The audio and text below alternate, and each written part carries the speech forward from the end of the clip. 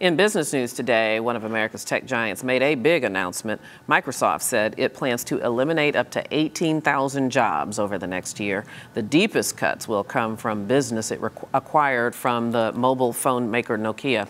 Microsoft's chief executive told employees in an email the layoffs are an effort to make the company more agile. Scott Schober is a technology expert and the CEO of Berkeley Varitronics, and he joins us in our New York studio to give us some insight on this. Hey, Scott, it's good to see you. Great to be back.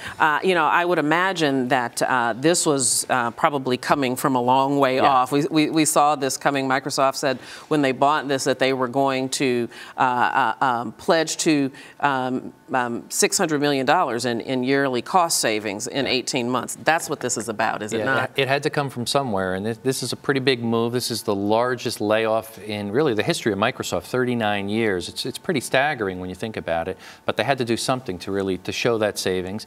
And certainly they've got a young, ambitious leader in contrast to maybe the days of Ballmer or Gates or others when you look at it. So he's making changes, and I think it's for the better. You do think it's for the better? I do so, yeah. I certainly do, and certainly the stock will reflect it. I think it is now, and it will certainly more in the future. But change needs to be done. If you look at it, what are they trying to do? They're trying to compete with the likes of Apple and Samsung. That's tough. They've got such years ahead of them with advances in phones.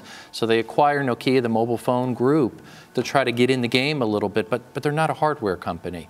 Really, what is Microsoft known for? We all know it for Windows software. It's a software-based company.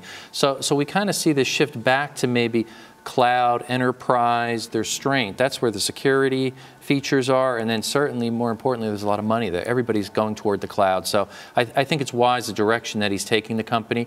And again, getting rid of some of the fat. You've got a lot of duplication with this group here, the international group. About 12,500 of the jobs are really from the international group outside of the U.S. So he's making wise decisions, I feel. And do you feel like the investors agree with you that this is the right thing? I think so. I think so, because somebody's going to look at the company as a whole. Microsoft is so big, what's it, 130,000 employees pre-layoff. That's a lot of employees. They've got layers of management. So when they trim all that out and refocus on what their core business is and what the future is, which certainly I feel is cloud, they're going to be a strong player or contender in that field for sure. Is this the wave, or is this the first wave perhaps and maybe more cuts to come, do you think?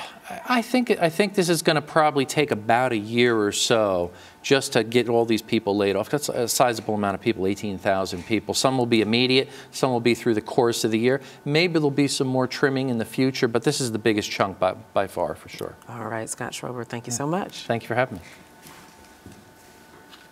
And you're watching Arise America.